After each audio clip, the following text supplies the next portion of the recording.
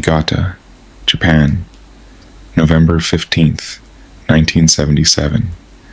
A 13-year-old girl named Megumi Yokota finishes badminton practice and starts walking home. She says goodbye to two friends 800 feet from her front door. She never reaches it. What happened next took 20 years to confirm. North Korean agents grabbed her off a Japanese beach, threw her into a boat, and locked her in a pitch-black storage hold for 40 hours. When she arrived in North Korea, her fingernails were torn and bloody from trying to claw her way out. She was 13 years old. She has been missing for 48 years. Her father died waiting. Her mother is 90 years old and still leaves the porch light on. And the country that took her sent back a box of ashes that DNA testing proved belonged to two different people, neither of them Megumi. This is the case that broke a nation's heart. This is Megumi Yokota. Megumi Yokota was born on October 5th, 1964. She was bright, chatty, active, what her younger brother Takuya later described as the family's sunflower. She had dimples when she smiled. She was tall for her age. She played badminton. She sent New Year's postcards to relatives that ended with, "I'll be home soon. Please wait." On the evening of November 15th, 1977, she attended badminton practice at Yori Middle School. She was 13 years old. After practice ended, she walked with two classmates toward home. At a bend in the road, roughly 800 feet from her parents' front door, she split off from her friends. Saki Yokota began to panic. She ran to the school gym. The night watchman told her the students had left long ago. Police were called. Tracker dogs combed the area. 3,000 police staff days went into the search over the following year. Patrol boats crosshatched the Sea of Japan. Nothing. Not a single witness. Not a trace of evidence. Saki drove to the beach that night. The beach. And frantically scanned every car parked nearby. She didn't know why. Something pulled her toward the water. She was right. Out on the sea, a boat manned by North Korean agents was already speeding toward the Korean peninsula, with her daughter locked in the hold. The investigation went cold. Shigeru Yokota, Megumi's father, paced the sand every morning. At night, he cried in the bath, so his twin sons, 9 years old, wouldn't hear him. The house went quiet. Takuya Yokota later said, "Without Megumi at the dining table, conversation was limited. The atmosphere got very dark. Every morning he woke up and checked if his sister had come home. Every morning she hadn't. For 20 years, the Yokotas had nothing. No leads, no closure. Just a cold case and the unbearable weight of not knowing. 20 years after Megumi disappeared. The phone rang at the Yokota house. A man named Tatsukichi Hiyomoto, a secretary to a member of Japan's parliament, had been investigating North Korean abductions for a decade. He had information. He told Shigeru and Saki something they had barely dared to hope. "Your daughter is alive. She is in North Korea." The confirmation came from a North Korean spy who defected to South Korea in 1993.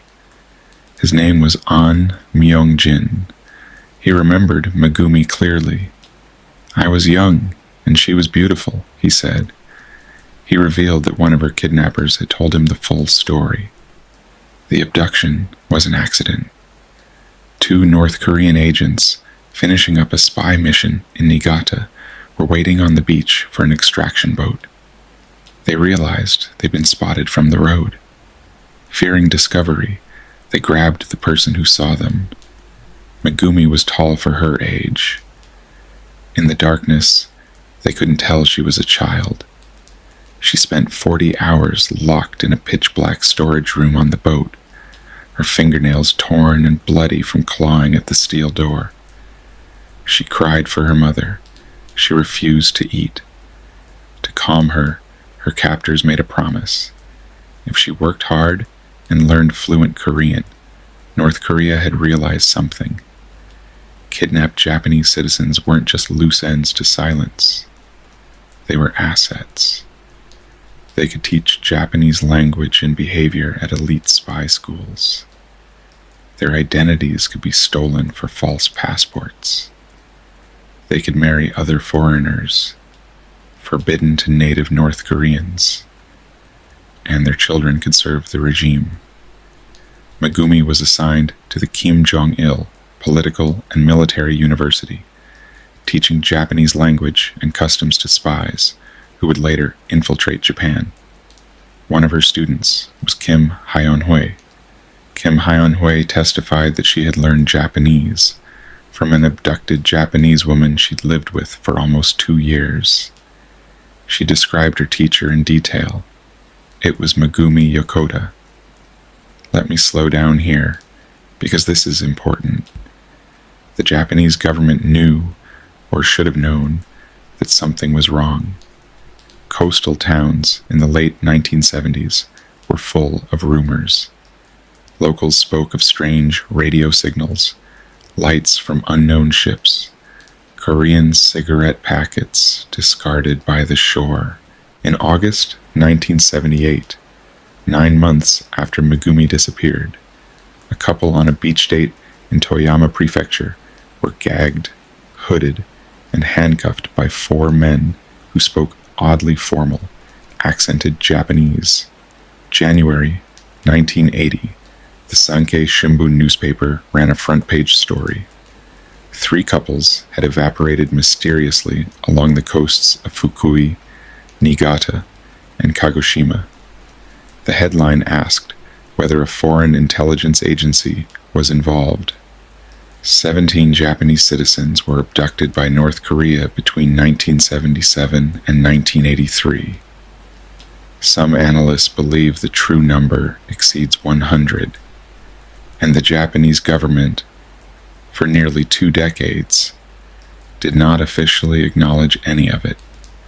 The 2 countries had no diplomatic relations.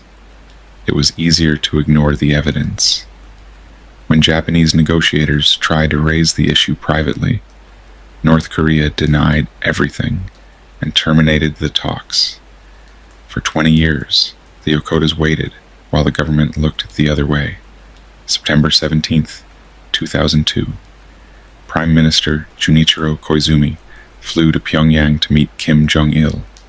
Kim Jong-il did something unprecedented. He admitted it. "I want to talk honestly about these issues," he said. He confirmed that North Korean agents had abducted 13 Japanese citizens. He said 5 were still alive. 8, including Megumi, were dead. Megumi had, according to North Korea, hanged herself in a pine forest on the grounds of a Pyongyang mental hospital on March 13, 1994. She was 29 years old. North Korea returned what they claimed were her cremated remains. Japan tested the ashes. The DNA did not match Megumi Yokota. Further analysis revealed the remains belonged to 2 different people. The Japanese government commissioned the DNA test from a junior faculty member at Tokyo University, a lecturer with no previous experience analyzing cremated specimens. He worked alone. There was no professor or assistant professor in his department. He described the bones as stiff sponges that can absorb anything. The 5 samples, the largest of which was 1.5 grams, were consumed entirely by his testing. No independent verification was possible. The scientific journal Nature investigated and published an editorial calling Japan's handling of the tests a diplomatic failure and a violation of the separation between science and politics. They The Yokotas refused to accept the results. At a press conference, Saki raised her voice. "We don't even know when they supposedly died. Therefore, I cannot believe that they are dead. I will keep fighting, believing that they are still alive." The politician sitting next to her at that press conference was Shigeru Ishiba.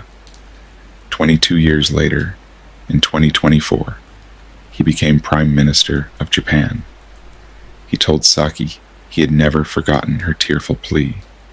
"It became," he said, "the strongest driving force in shaping my commitment to the abduction issue. Through defector testimony and reverse DNA testing, she was married to a South Korean abductee named Kim Young-nam. She was 22. The marriage was likely arranged by the regime. In 1987, she gave birth to a daughter. The girl was named Kim Hye-gyong. Megumi was reportedly suffering from severe depression by the early 1990s. Former abductees who lived near her described her as mentally unstable. Another abductee, Kaoru Hasuike, said he helped arrange for her to enter a psychiatric hospital in March 1994. She was 29 years old. She had been in captivity for 16 years, more than half her life. She had been promised repeatedly that if she worked hard enough, she could go home. The regime broke that promise every time. A former North Korean agent who met her at the psychiatric hospital said she told him her story: the abduction, the training, the broken promises. He believed the cycle of hope and betrayal had broken her. If she truly did die in 1994, she died in a facility reserved for disgraced agents, cut off from her daughter, cut off from her parents, in a country she was taken to against her will as a child. But many people, including her parents, a South Korean magazine obtained a 2005 Pyongyang resident directory listing a woman with Megumi's exact birth date. In 2012, reports indicated that Megumi's daughter, now in her late 20s, had been placed under the direct supervision of Kim Yo-jong, Kim Jong-un's sister. Sakia and Shigeru Yokota flew to Mongolia. For the first time, they met their granddaughter, Kim Yoon-gyong, along with her baby daughter, Megumi's grandchild. The meeting was brief. Saki promised they would meet again when Megumi and the other abductees returned to Japan. This is the point in every case where I take a moment, because these are the stories I cover on this channel. True crime from Japan, Korea, China, and Southeast Asia. Cases that Western media barely touches. The Junko Furuta case, the Hwaseong serial killer, the Shiori Ino case, Miyuki Ishikawa, Issei Sagawa, and now Megumi Yokota. If these stories matter to you, subscribe and hit the bell.